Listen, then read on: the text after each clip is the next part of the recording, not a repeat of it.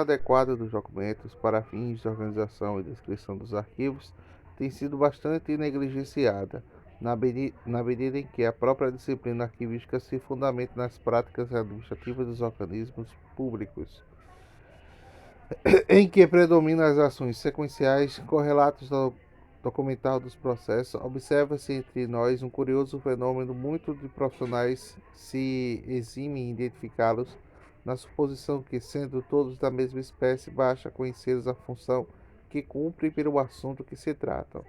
E o que se observa na maioria das tabelas de temporalidade vigente também são as razões de diversos instrumentos de pesquisa que, seguindo, se arrisquem normas feitas de imagem e semelhança na prática com os livros que resistem ao título do documento.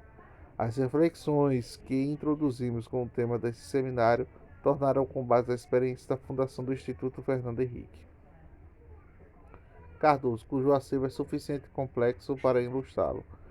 Aqui encontra-se apenas documentos originários do gabinete pessoal do presidente Fernando Henrique Cardoso, acumulados durante seus mandatos, mas aqueles que refletem a atividade do desenvolvimento antes e depois desse período. Temos também o arquivo Ruth Cardoso, que embarca em meio dos documentos relacionados à sua vida profissional e familiar, material original do programa Comunidade Solidária, que dirigia as condições da primeira-dama. Em 1995 a 2002, o processo de descrição desses documentos, perspectiva alimentada na base de dados que dá acesso à cópia digital de cada um, a identificação das espécies e os tipos que revestiu-se sempre em grande importância, apesar da dificuldade enfrentada.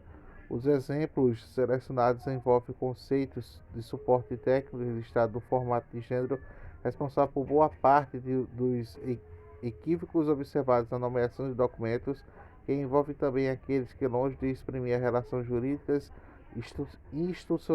institucionalmente necessárias e consagradas, que ocorrem no âmbito de serviço público, que constrói um veículo de relações informais, sem regras ou fórmulas rígidas. No sentido determinado ao objetivo do arquivo, depende exclusivamente dos elementos textuais que lhes são associados, de algum modo, que remetem ao seu contexto de origem. Vale lembrar que a legislação brasileira, em vigor, reconheceu o interesse público do material reunido nos gabinetes pessoais da Presidência da República, colocá-los, no entanto, na condição de documentos privados e organismo responsável pela assistência direta e imediata do presidente, desempenhando suas funções, além de coordenar as atividades rotineiras da agenda presidencial, planejar visitas e viagens no Brasil e no exterior, que fornece subsídios para reuniões de audiências, despachos e outros compromissos oficiais, cuida de um cerimonial que controla as mensagens e objetos que são destinados. Segundo Luciana Durante, a diferença dos atos que são contemplados num conjunto de regras de escrita ou não, em que se baseia no sistema legal de uma sociedade, e aos quais chama de juridicamente relevantes daqueles que, embora adotados de um grupo social, não produzem consequências no âmbito do sistema vigente, e são, isto mesmo, considerados juridicamente irrelevantes. Os documentos que exercem. Vão passando aqui, pelo amor de Deus. Ampliar. Um dos casos interessantes da sobrevivência. Vamos um pouquinho. Também. Não. Não. Não. Não. Não. Não. Não. Referentes. Certo. Pronto. Coroa diplomática contemporânea para, para, para novas aproximações. Por que ter escolhido esse tema para a apresentação? Porque a questão, em nome da definição do documento, está no cerne da diplomática. Tenho também 3 razões de ordem pessoal. Há 40 anos comecei a ensinar diplomática contemporânea. Há 20 anos publiquei o Manifesto por uma Diplomática Contemporânea. E hoje nos defrontamos com os documentos digitais. Qual a conexão entre essas 3 datas, esses 3 momentos? Eles definem as etapas de uma mesma história, e essa história que eu gostaria de evocar a esse momento chega às questões atuais.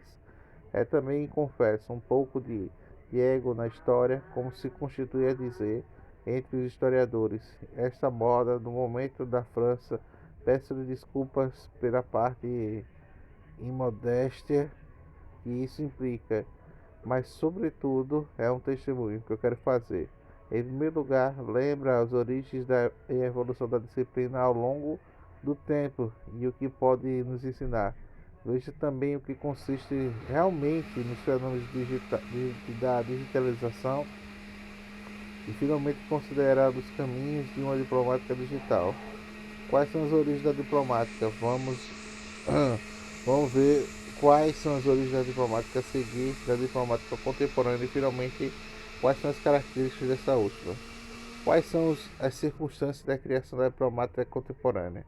Para os historiadores, os arquivistas, a diplomática é uma disciplina criada por um monge beneditino, Jean Mabillon, monge da abadia de Saint-Germain-Pérez, em Paris, que por ocasião da controvérsia da jesuíta Daniel Pepe Brock no final do século XVII, a polêmica se deu sobre a autenticidade do pneumático da doação do monge Virgou guardado nos arquivos da abadia de Saint-Denis, a partir de Paris. Após profundos estudos sistemáticos de documentos solenes da Alta Idade Média, Mabillon definiu que essas ocasiões de um método de estudo e análise de atos permitiu demonstrar que esses atos autênticos ou falsos.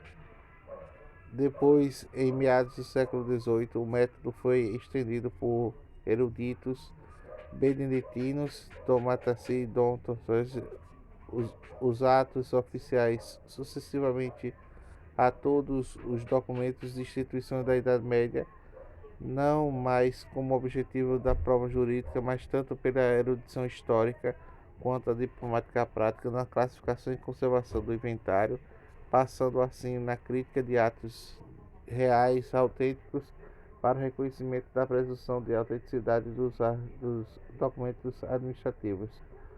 Do mais modo diplomática medievais, desenvolve estudos da tradição, dos originais e das cópias, mobiliando a paleografia, cronologia, a forma e o estudo de suportes escritos, estilos, fórmulas e dentro do funcionamento das secretarias, objeto de fazer as edições críticas e documentais. No entanto, os historiadores da época posterior ao Renascimento tiveram pouco interesse na diplomática dos documentos de arquivos que eram modernos, quais, entretanto, começavam a proliferar. Esses documentos não apresentavam os mesmos problemas de autenticidade, não mobilizavam os mesmos recursos do aparato crítico. Cite entre as exceções na França de Jorge Tercelles e na Espanha de grande arquivista de Vicente Cortés Afonso. Eles tinham interesse pela diplomática nos documentos da América Latina e Espanhola. No decorrer de 1960, os países desenvolveram e foram confrontados nos fenômenos da explosão documental, consequentemente de um novo impérito da sociedade industrial. Após a Segunda Guerra Mundial, visamos a proliferação de novos documentos e cópias produzidos no século XIX, as máquinas cada vez mais diversificadas, notadamente informáticas, documentos redundantes, documentos intermediários, o uso do efêmero produzido por meio de procedimentos administrativos cada vez mais longos.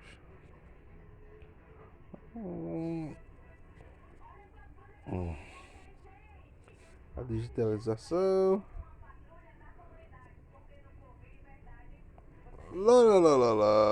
Vidas.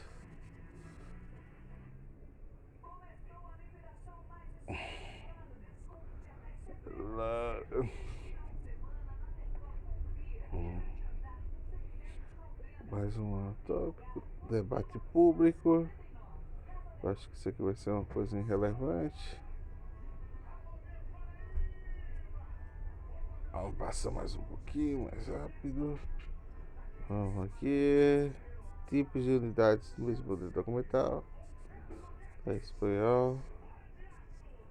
Não sei porque o livro em português está em espanhol. Mais um pouquinho. Acho que para preservar as ideias contidas, né? É o tipo.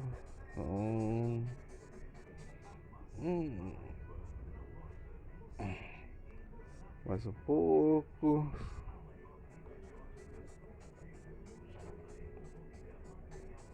Uhum.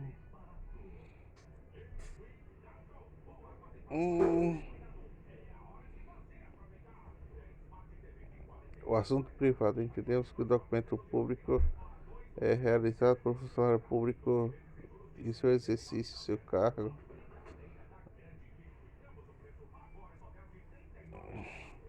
incluso nomes, meios de representação e poéticos.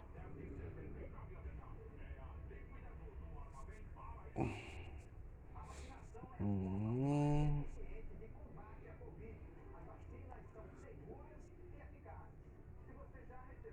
É seguro e eficaz.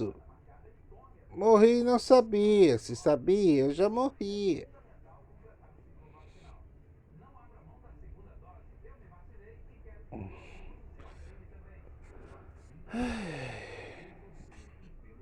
Poxa, bem longo. Morri e não sabia. Se sabia, eu já morria. Bem extenso. E eu louvarei, meu Deus, dá nome aos documentos, teoria e prática.